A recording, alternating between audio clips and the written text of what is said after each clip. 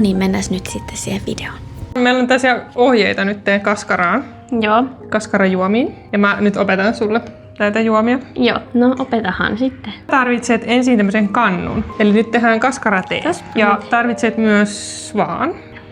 Katsotaan täältä ohjeista. 10 grammaa kaskaraa. Mut voi punnitseeko mä tänne vaan? Joo, 10 grammaa. Täällä on jotain pölyä. Ei se haittaa. Sitten meillä on täällä... Oi, onpa kuumaa. Keitettyä vettä. Varovasti. Täällä varovainen. Ja paljon sitä tulee? Sitä laitetaan 2,5 desia. Mä otan tän pois, kun et mä osaan paremmin. Joo. Ja 250 se oli. Nyt odotetaan 5-7 minuuttia. 4, 3, 2, 1. Kaskarate on valmis. Oi!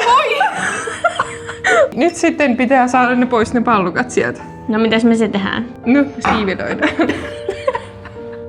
Meillä on... Apua! Apua, ei vaikka itkettä. Miksi tää on niin kova?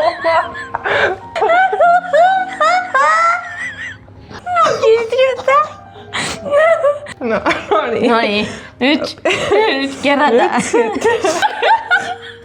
Siivilöidään, koska meillä on tässä videon kesken. Eli kansi oikeesti tehdä tätä kaskarajuomaa, kun tää on tosi hauskaa. Siivilöidään. Joo. Se on niin paha.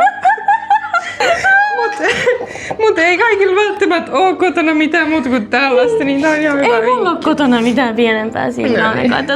Eihän tää ole turvallista. Tää kiehua vesi valuu tänne Koita jotenkin saada. Tää sujuu ihan hyvin. Nyt meillä on tässä kaskarateetä. Noin, eli otetaan varmaan kuppi. Joo.